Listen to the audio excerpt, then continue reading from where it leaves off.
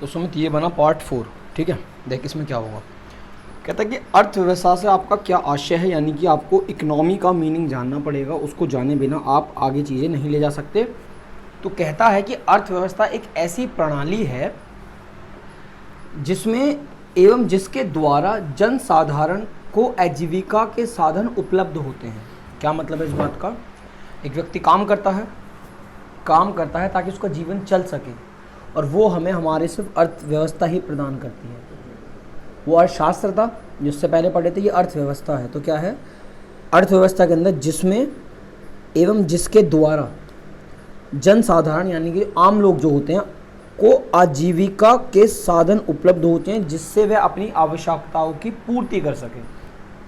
अब हम लोग पढ़ा रहे हैं, अगर हम नहीं पढ़ाएंगे या हम किसी भी प्रकार का कार्य नहीं करते हैं या हम इकोनॉमिक एक्टिविटी नहीं करते हैं, यानी कि कैसी एक्टिविटी, कैसी क्रिया, जो आर्थिक क्रिया है बेसिकली, तो हम अपना जीवन यापन चला ही नहीं सकते, हम अपनी ज़िंदगी को नहीं चला सकते, अपनी ज़रूरत की चीज़ों को पूरा नहीं कर सकते। तो वो जो मिलता है वो हमें अर्थव्यवस्था से मिलता है अपनी। ठीक है, कहता है कि एक अर्थव्यवस्था में उत्पादन, उपभोग, निवेश एवं विनिमय मुख्य प्रक्रियाएं हैं जो इस प्रकार हैं। ध्यान रखिए, ये इनके फेसेस हैं, इनको अगर सिंपल बोलें तो कहता है कि इसके क्या हैं। एक अर्थव्यवस्था में उत्पादन, उपभोग, निवेश, ये क्या है? प्रमुख प्रक्रिया हैं, यानी कि ये प्रक्रिया अगर आप नहीं करता हमारा अर्थव्यवस्था, तो आप तक चीज़ें नहीं पहुंचेंगी और आप कोई काम आपको मिलेगा नहीं। सबसे पहले का उत्पादन। उत्पादन का मतलब होता है किसी वस्तु का प्रोडक्शन करना, उत्पादन करना, गुड्स एंड सर्विसेज, वस्तुओं सेवाओं को उत्पादन करना। अर्थशास्त्र में उत्पादन का अर्थ उपयोगिता का सृजन से है। यह एक ऐसी प्रक्रिया है जिसमें कच्ची सामग्री को वस्तुओं में परिवर्तित किया जाता है, जो कि मानव की विभिन्न आवश्यकताओं की पूर्ति करने में सक्षम होती है। सबसे पहले उत्पादन ही होता है। अब जैसे मान के चलो मम्मी भूख लग रही है, तो मम्मी आटे से बनाएंगी रोटी, और जो कच्चे हमारी सब्जियां होती है उनसे बनाएंगी पकी हुई सब्जी, है ना। तो एक तरीके से हम ये कह सकते हैं कि हमने कच्चे माल का इस्तेमाल करके एक ऐसी चीज़ बनाई जिसको हम खा के पेट भर सकते हैं। जब तक वो बनेगा नहीं तब तक आप उसको खा नहीं सकते। तो सबसे पहले अर्थव्यवस्था में उत्पादन होता है, जिसका वस्तुओं और सेवाओं का। सही है। और एक कर्ता कौन है? जो उत्पादक होता है ना, उत्पादक यानी कि जो हमारी कंपनियां नहीं है, नोएडा वोएडा में जो कंपनियां हैं ज़्यादातर, इन लोगों का यही काम है, उत्पादन करना। जब उत्पादन हो जाता है यानी कि प्रोडक्शन हो जाता है, उसके बाद दूसरे फेज में हम क्या करते हैं? उपभोग करते हैं। खाना बन के तैयार हो गया, अब हम उसका इस्तेमाल कर सकते हैं, कंज्यूम कर सकते हैं। तो ये एक ऐसी प्रक्रिया है जिसमें एक वस्तु या सेवाओं का पूर्णतः उपयोग किया जाता है, अथवा किसी क्या कहते हैं, जिसमें वस्तुओं या सेवाओं को पूर्णतः उपयोग किया जाता है अथवा किसी अन्य स्वरूप में परिवर्तित किया जाता है। आप इस्तेमाल कर रहे हो, आपको गर्मी लग रही है, आपने पंखा चला लिया, ठीक है, कमरे में अंधेरा, आपने लाइट चला लिया, आपको भूख लग रही है, आपने कुछ खा लिया, वो सब कंजम्पशन कहते हैं, यानी कि उपभोग करना कहते हैं। और ये कौन करता है? उपभोक्ता करते हैं, यानी कि हम जैसे लोग, हाउस होल्ड सकते हैं, इसको कह सकते हैं, घरेलू क्षेत्र वाले लोग। निवेश, यह उत्पादन का वह भाग है जिसे भविष्य में आय अर्जित करने के लिए प्रयोग में लाया जाता है। आज के दिन जो आप पैसा कमाते हो, उस पैसे का कुछ हिस्सा हमारी अर्थव्यवस्था क्या करती है? मार्केट में निवेश करती है। क्योंकि बिना निवेश के, ध्यान रखियो, एक अर्थव्यवस्था ये कहती है कि जब एक व्यक्ति खर्चा करता है तब जाके दूसरा व्यक्ति पैसे कमाता है। अगर एक व्यक्ति खर्चा नहीं करेगा तो सामने वाला व्यक्ति कमा ही नहीं सकता। तो इन्वेस्टमेंट भी बहुत ज़्यादा ज़रूरी है अर्थव्यवस्था को चलाने के लिए। भाई आज तो आपने कमा लिया, कल क्या करोगे? तो उसके लिए निवेश करना पड़ेगा, विनिमय, एक्सचेंज करना। यह वह प्रक्रिया जिसके द्वारा स्वामित्व का हस्तांतरण विक्रेता जो बेचने वाला है, क्रेता जो खरीदने वाला है, को किसी प्रतिफल के बदले में किया जाता है। एक हाथ दो, एक हाथ लो। आप दुकान से जाके कुछ खरीदते हो तो आपको पैसे देने पड़ेंगे, सामने वाला व्यक्ति आपको किसी प्रकार की वस्तु देगा जिस प्रकार की आपको आवश्यकता है। फिर वो कहता है कि अर्थव्यवस्था के प्रकार क्या हैं। तो अर्थव्यवस्था के निम्नलिखित 3 प्रकार हैं। इन्होंने तो सीधे सीधे लिख दिया, बट अगर वो बोले कितने प्रकार हैं तो 3 प्रकार हैं। ठीक है, पहला कौन सा है? ये रहा, केंद्रीयकरण। ये कहता है केंद्रीकृत योजनाबद्ध अर्थव्यवस्था, तो इसको कहते हैं सेंट्रलाइज्ड या फिर प्लान्ड इकोनॉमी। इस अर्थव्यवस्था के अंतर्गत अर्थव्यवस्था के सभी महत्वपूर्ण कार्य जैसे उत्पादन करना, विनिमय करना, उपभोग आदि की योजना सरकार या एक केंद्रीय संस्था द्वारा बनाई जाती है। तो एक सिंपल सा मतलब है उसमें, तो कि इसको हम ये करा ना कि सेंट्रलाइज्ड इकोनॉमी, प्लान्ड इकोनॉमी, केंद्रीय, जब सारा का सारा काम सरकार देखती है, ये किसके हाथ में होता है? सरकार। यानी कि आपके देश में क्या उत्पादन होना है, क्या विनिमय होना है, क्या उपभोग होना है, कितना निवेश होना है, ये सब कुछ डिसाइड करती है, निर्धारित करती है सरकार, या फिर कौन? एक केंद्रीय संस्था जो सरकार द्वारा बनाई जा सकती है, या फिर जो ऑलरेडी एग्जिस्ट करती होगी। सरकार अथवा केंद्रीय सत्ता संसाधनों के ऐसे प्रयोग को सुनिश्चित करने का प्रयास करती है जो पूरे समाज के हित में हो। सरकार जो जिस भी प्रकार का निर्णय लेती है वो ऐसे करना है कि हमारी अर्थव्यवस्था के लिए वो बहुत अच्छा होना चाहिए, समाज के हित में होना चाहिए। उदाहरण के लिए, यदि शिक्षा हेतु विद्यालयों की कमी पाई जाती है तो सरकार को निजी स्तर पर इनकी स्थापना के लिए लोगों को प्रेरित कर सकती है या खुद ही विद्यालय खोलने का निर्णय ले सकती है। हमें दिख रहा है कि यार इन क्षेत्रों में स्कूल बहुत कम है, या तो लोगों को प्रेरित करो कि तुम खोलो, हम तुम्हारी मदद करेंगे, या फिर ऐसा हो कि सरकार खुद खोले। ठीक है, ऐसा भी हो सकता है कि सरकार खुद स्कूलों को खोलने शुरू करे और बच्चों को शिक्षित करे। आज के युग में सामान्य ऐसी अर्थव्यवस्था नहीं पाई जाए, चीन इसका एक उदाहरण है, उदाहरण के तौर पर याद रख सकते हैं। ठीक है, बाजार अर्थव्यवस्था। अब ये क्या कहता है?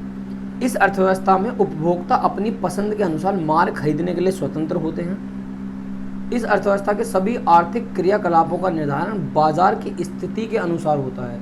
यानी कि यहाँ कौन चलाता है? बाजार चलाता है सिचुएशंस को। बाजार अर्थव्यवस्था में प्रत्येक वस्तु एवं सेवाओं की एक तय कीमत होती है एवं क्रेताओं और विक्रेताओं द्वारा वस्तुओं का विनिमय इसी कीमत पर होता है। यानी कि आप मार्केट में जाओगे, जो भी चीज़ आपको मार्केट में मिलेगी, मार्केट में आप जो भी चीज़ खरीदना चाहते हो उसका प्राइस पहले से डिसाइड है, सामने वाले व्यक्ति आपको उतने में ही बेचेगा, आपको उतने में ही खरीदना पड़ेगा। कीमत का निर्धारण मांग एवं पूर्ति के पारस्परिक अंतर संयोजन द्वारा किया जाता है। इसका ये मतलब होता है कि किसी भी वस्तु की क्या कीमत होगी मार्केट पे छोड़ दो, बाजार पे छोड़ दो। वो कैसे होता है?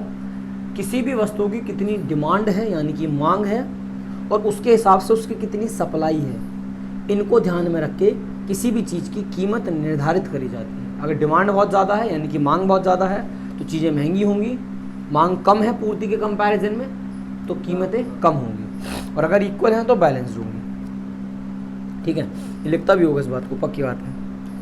ये कहता है कि यदि किसी वस्तु की मांग उसकी पूर्ति से अधिक होती है तो ऐसी स्थिति में वस्तु की कीमत भी अधिक होगी। अगर पूर्ति देख, अगर मांग अधिक है तो कीमत भी अधिक होगी, और जस्ट इसका उल्टा, मांग अगर पूर्ति से कम है तो कीमत भी क्या होगी? कम होगी। ऐसी अर्थव्यवस्था में सरकार आर्थिक क्रियाकलापों में हस्तक्षेप नहीं करती। पश्चिमी देश जैसे अमेरिका, जर्मनी आदि में यह अर्थव्यवस्था पाई जाती है। इसको पूंजीवादी, कैपिटलिस्ट अथवा मुक्त स्वतंत्रता अर्थव्यवस्था यानी कि फ्री इकोनॉमी भी कहा जाता है। इसको कैपिटलिस्ट इकोनॉमी कहते हैं। सही है, पूंजीवादी। इसको समाजवादी भी सामाजिकवादी भी कह सकते हैं, समाजवादी कह रहा हूँ। सोशलिस्ट इकोनॉमी, यहाँ सरकार निर्णय लेती है, यहाँ प्राइवेट सेक्टर निर्णय लेता है, यानी कि बाजार निर्णय लेता है। कर रहा हूँ छुट्टी, भाई साहब कितना बोर हो रहा है यार, तो हैं इतने से बोर हो जाते हैं, इतनी देर वो नहीं होगी ना कैपेसिटी पढ़ने की। तीसरा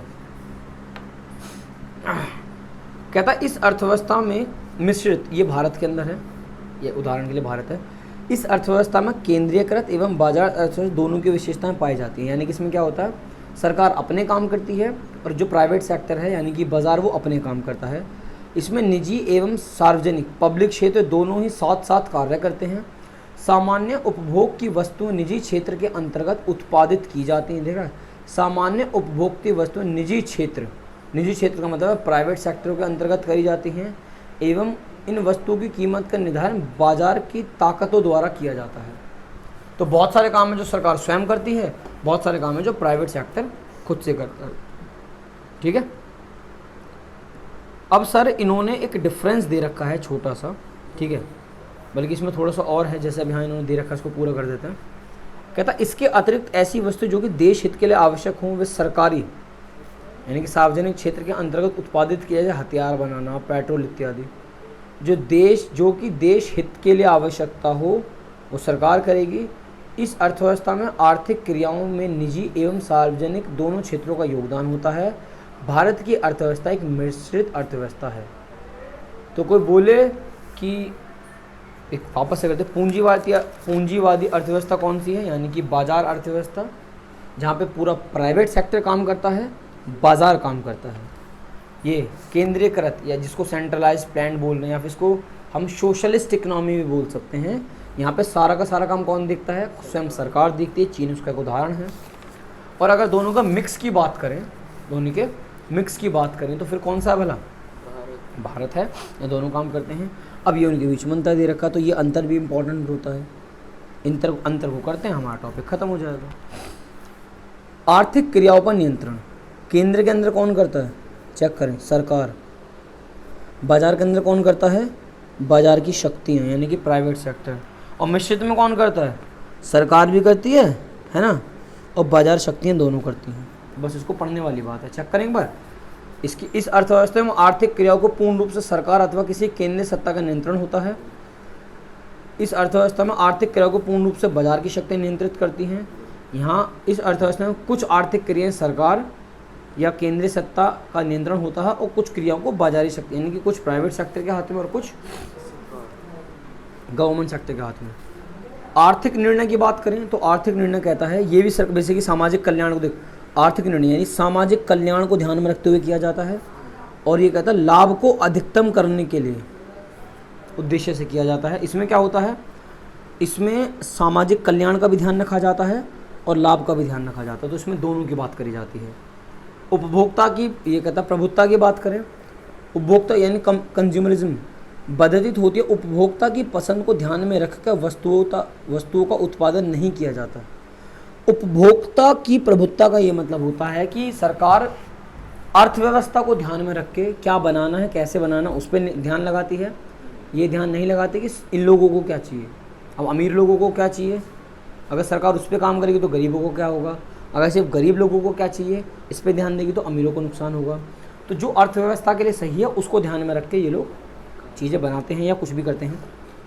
उपभोक्ता की प्रभुत्ता पाई जाती है, यानी कि यहाँ पे उपभोक्ता को ध्यान दिया जाता है। ये लोग ये कहते हैं, प्राइवेट सेक्टर वाले, बाजार ये कहता है कि जो चीज़ आसानी से बिक सके, जो लोगों को चाहिए सिर्फ वही बनाओ। यहाँ क्या होता है, जो पूरे के पूरे अर्थव्यवस्था के लिए सही है वो बनाओ। इसमें दोनों को ध्यान रखा जाता है। तो कहता है उपभोक्ता की पाई, उपभोक्ता की पसंद को ध्यान में रखते हुए वस्तुओं का उत्पादन किया जाता है। यहाँ भी पाई जाती है। बाजार तंत्र उपभोक्ताओं की पसंद को ध्यान में रख के वस्तुओं का उत्पादन करता है। तो इन दोनों जगहों पे तो कंज्यूमर को ध्यान में रख के चीज़ें बनाई जाती हैं, और यहाँ पे कंज्यूमर को ध्यान में रख के चीज़ें नहीं बनाया है। संसाधनों पर नियंत्रण, तो सरकार का नियंत्रण होता है।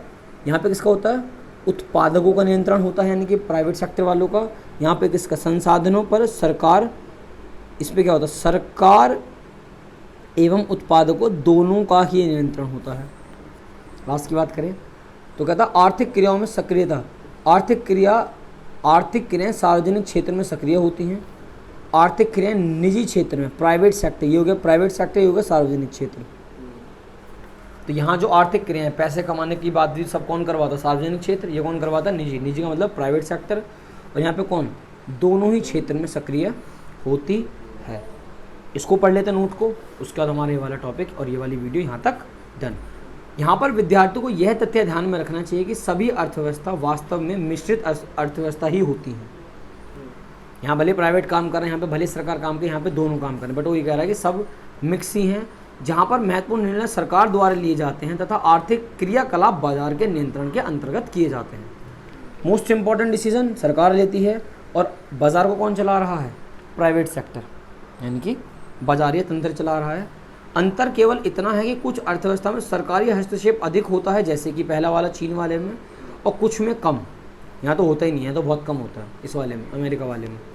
अतः अमेरिका में सरकारी हस्तक्षेप न्यूनतम, अमेरिका में तो बिल्कुल कम है। सबसे ज़्यादा यहाँ पे, उससे कम यहाँ पे, सबसे कम यहाँ पे, ठीक है। अतः उस बाजार अर्थव्यवस्था को, अतः उसे बाजार अर्थव्यवस्था का उदाहरण माना जाता है। ये कहता है उसे बाजार अर्थव्यवस्था का उदाहरण माना जाता है। बाजार अर्थव्यवस्था का मतलब हो गया जो हमारी प्राइवेट मार्केट होती है, प्राइवेट इकोनॉमी होती है। किसको, अमेरिका को। चीन को किसका माना जाता है, चीन में अधिकतम है। इसे केंद्रीयकृत अर्थव्यवस्था का उदाहरण माना जाता है। और भारत में स्वतंत्रता के पश्चात सरकार ने देशों में आर्थिक क्रियाओं के नियोजन में प्रमुख भूमिका निभाई है, परंतु साथ में निजी क्षेत्र को भी प्रोत्साहित किया है। अतः ये मिश्रित अर्थव्यवस्था का सबसे उपयुक्त उदाहरण, तो उदाहरण याद रखना भी सुमित इसलिए इंपॉर्टेंट है क्योंकि वो 1 नंबर में है। प्रॉपर सरकारी control basically China, total private control बाजार का कंट्रोल अमेरिका, और दोनों का मिक्स भारत। ठीक है, अब ये टॉपिक हुआ डन। ठीक है।